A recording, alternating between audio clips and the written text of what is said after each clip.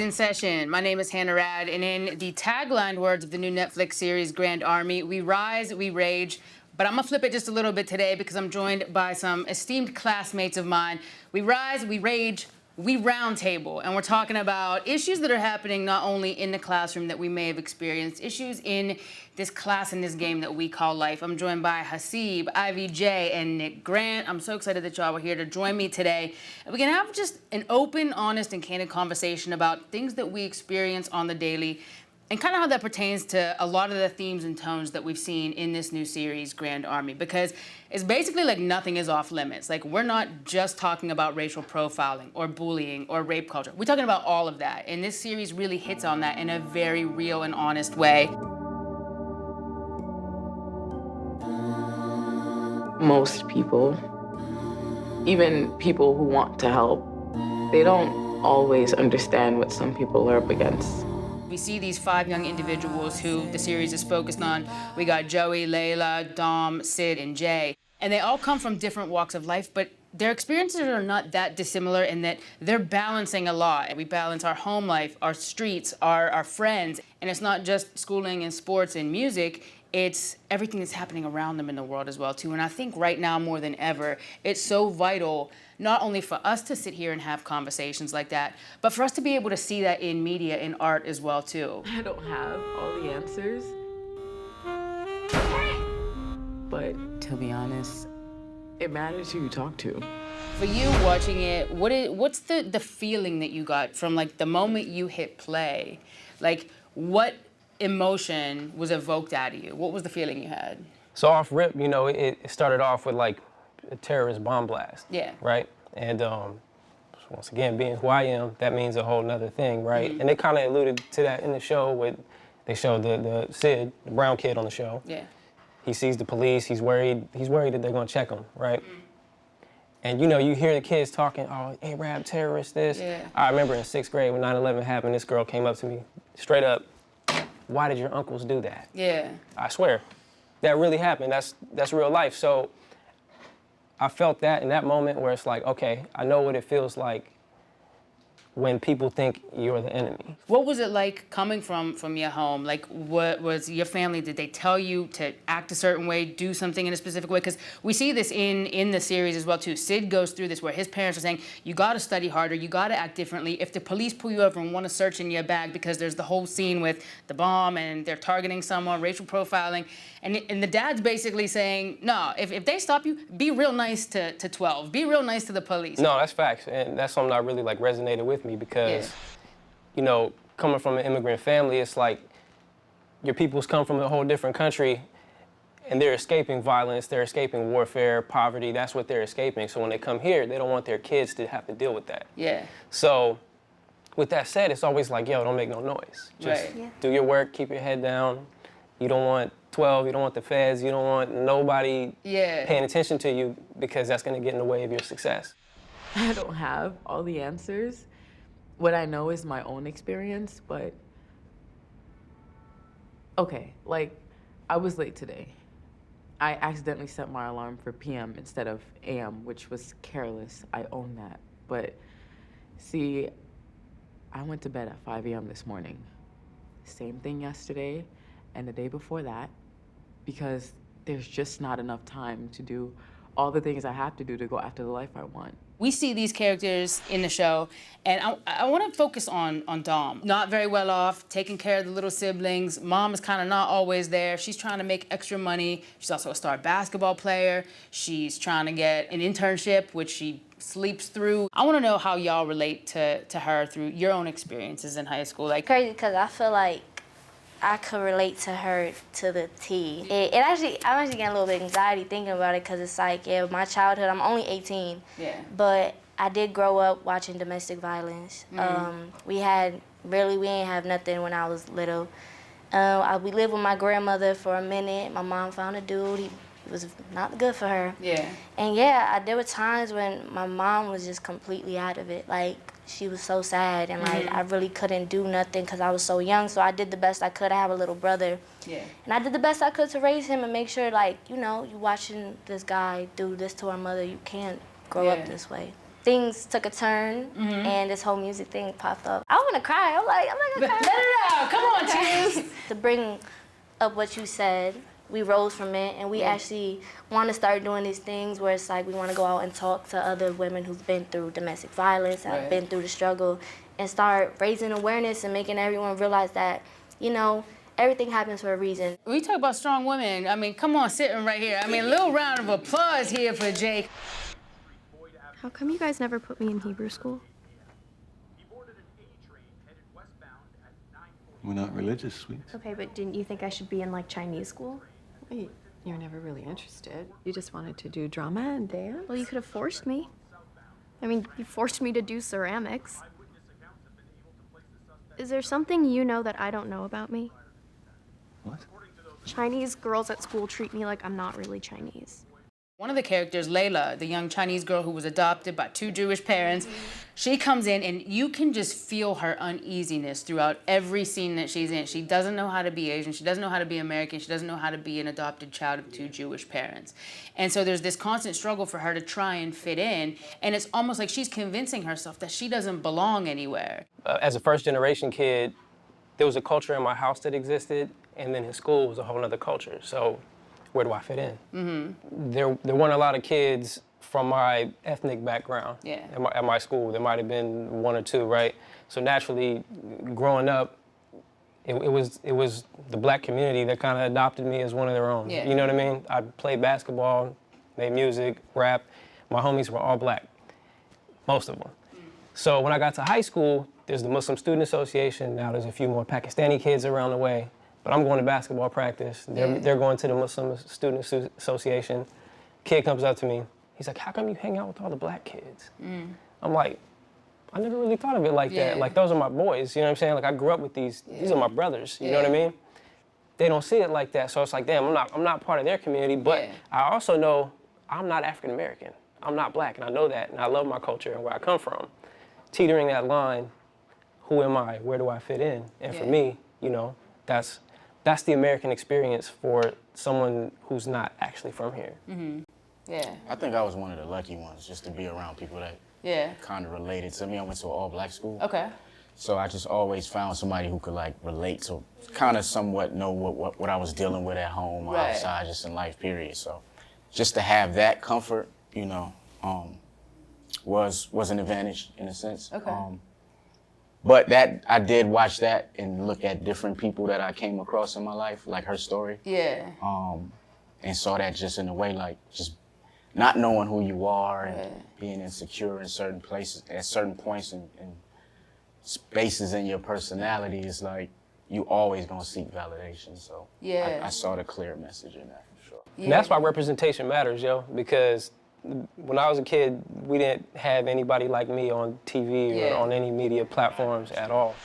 I have Tim issues. I just don't want something with him to mess up you and me. You know? Don't let that happen, then.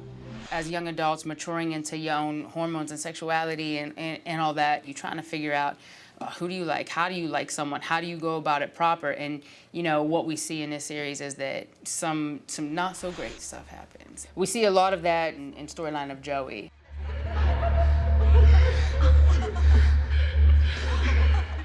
Okay, my turn. Never have I ever had an orgy with my friends. That's up. What? What? I haven't. Here. Eat it.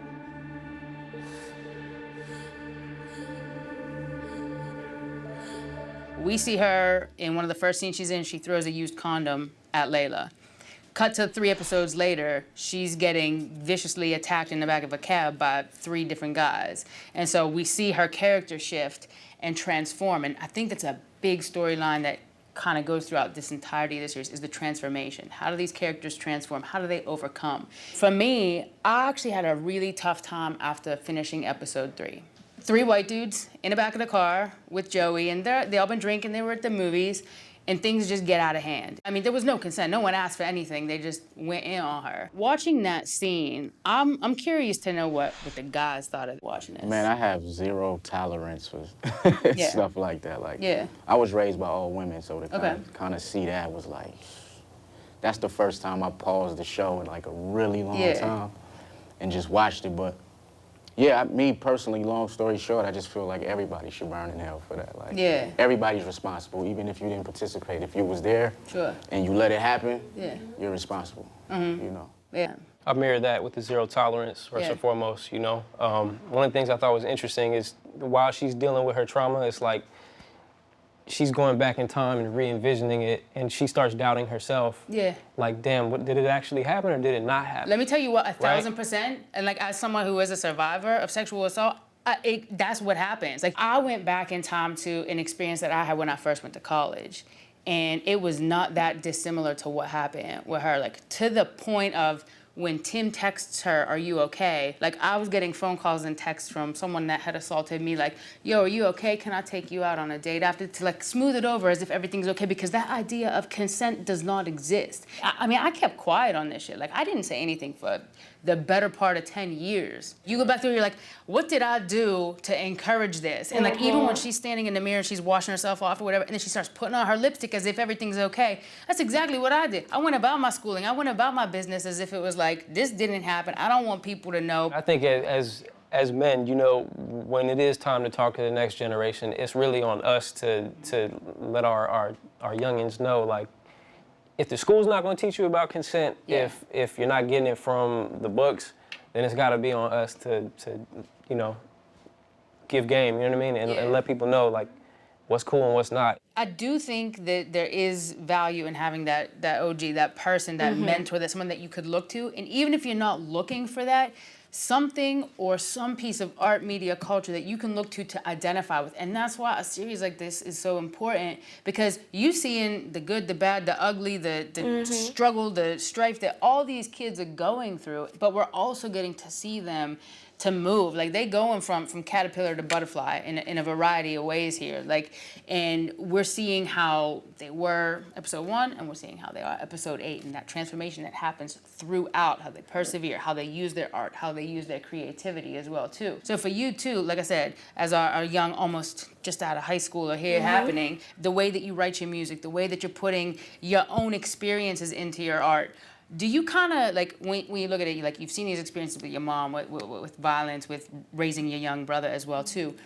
Do you lean into that and be like, okay, let me pull something out of there and make a song out of this? Or is there ever a time where you're just like, nah, I can't touch this yet? Like, what's the balance? See, that I kind of told myself before I came in here, I was like, I might not want to touch it, but I did it, because it feels so much better to let someone else in the world know that I've been through the same thing. Yeah. You know, so if I could help one person through speaking on my past and the stuff I've been through, then I'll do it. You know, just to help someone.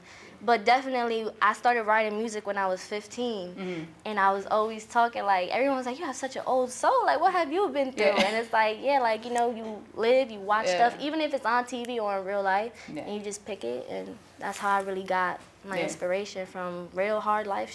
So for you, when it comes to what you're putting into your music, I want to know about, like, one of the first times you wrote down a song that was, like, mad deep. Like, the first time that you wrote something that you were like, oh, this is going to, like, move the needle in a different kind of way. Do you remember that? Do you recall that instance? I wrote a song called Black Woman that kind of changed the dynamic of my career, in a sense. And I kind of ran away from that record because I felt like at the time, like, lyrically, I couldn't do it justice. Right. But just thinking back on my, like, experiences, and my grandmother who raised me, she was born in like 1919, so that's like decades of wisdom. I can't even count far that bad. You know my math was not good in school, I'll tell you that much. So, like, just to get that wisdom from somebody who, you know, loved me and just wanted me to do good in life, and you know, I felt like that record, if I didn't do it right, that would be a huge injustice. So I had to take years of writing it. And when I finally got it, it was like, yeah, this is the one. Yeah. I said there was like this little twinkle in your eye just then when you said that. I was like, oh, here he goes. Yeah, He's this is the coming in one. with it. No, for sure, kind of changed the dynamic of my career. A Yeah. little bit, like made people take me a little more serious. Yeah, I appreciate the acknowledgement of knowing that things are not always immediate. We can have these gut and like visceral reactions to things that we see in media and TV, and especially in this series too. Like it's like for me, like I said, like and you too. As soon as you hit play and you feel something, it's the bomber, it's the rape, it's like we feel these things and it's so instantaneous. I gotta create art now. I gotta do something with this. But for you, like you're saying, it took you a few years to really wrap your head around this one song. And I'm gonna just flip it here too because I admire the hell out of all y'all for putting your experiences down into song and into your art, because in that space of authenticity and vulnerability, that is truly admirable, especially in a creative sense where we're already like overanalyzing ourselves and racking our brains. Am I good enough? Am I not? You're still putting yourselves out there, which is phenomenal.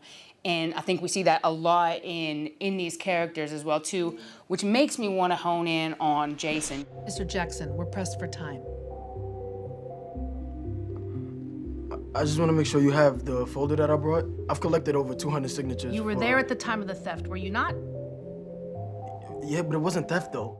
It's very divisive with him. He's super talented, natural gifted, prodigy musician, and something happens where he becomes suspended and he wants to take a stand. And he's trying to figure out how he's going to use his art for a greater good. What was y'all reaction when you saw what was going on with Jason? I think for me, I was kind of mad at him because he told on his homie.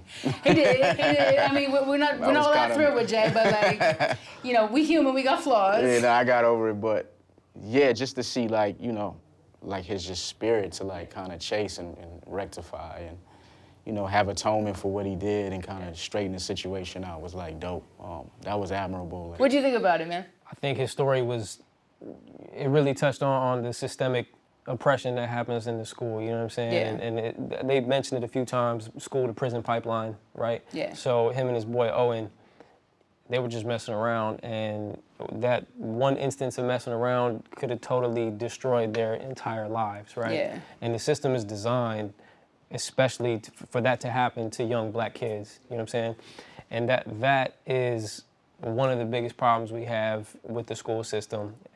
But how he used his music, or in this case, how he didn't use his music by protesting, we kind of see the NBA players doing that now with, you know, they have the platform of playing basketball, and, you know, they chose to not play a game, or they, you know, that people are, we see athletes doing it, entertainers doing it. So, you know, I think,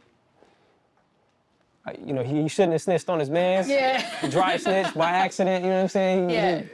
You know, I definitely feel like he atoned for it, and, you know, he had an opportunity on stage in front of all those people at the biggest band concert for the state, and, you know, he decided to use his platform.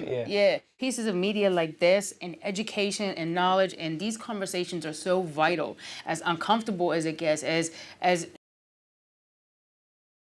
these are the things that are the most necessary, and these are the healthy conversations and dialogues that can help our culture and communities proceed in a sense that we can move together with a lot of like hope, love, light, and positivity in a way that like, okay, we believe you, let's move forward, let's have this conversation, and not come from a place of guilt and shame, for sure. Right, exactly. There should be no shaming in general. Like, even if it did happen, if it didn't happen, what would you shaming? Like, I just think, like, at the end of the day, people just need to learn how to love. That's it. Like, be nice to each other. That's it. Like, I don't want to be the person that's like, I wish for world peace, but that is true. Like, that's what you just want out of life, and I think, you know, and growing up, because I'm young, and these kids do not know how to do that. It's always about, like, what's she wearing, what he's doing. Well, like, it's always, like, judging off, like, who you are, even if you don't know someone. And it's crazy because that's another thing, like, with social media, it's heavy on that. How many followers you got, who's following you. And it's just like, why is it this way? Like, does it really matter? It doesn't matter to me at all. Like, I'll be cool with someone who got 1 follower. Well, social media in this show plays such a big role too. Like, we see the way information and misinformation is relayed, whether they're posting pictures of girls making a top 50 list of like who we gonna get with, or just the way texts are shown about, or Layla's manifesto comes about. Social media is such like a secondary community that we have that like it's real, but it's not, because you can show people what you want to see or what you want them to see, and only give a portion of that authenticity or vulnerability or realness. I got like dragged one day on Instagram. What'd you get dragged for? I get gonna dragged hear. like every other day. I'm keen to know that when it's not me. Nah, I got dragged because I posted a picture of my eyes and had like a tear coming out of it. Yeah. Like, and my caption was like, we need to start normalizing showing emotions and crying no matter what it is on social media. This is a whole movement, like normalize emotions no matter you're a male or a female. It does not matter.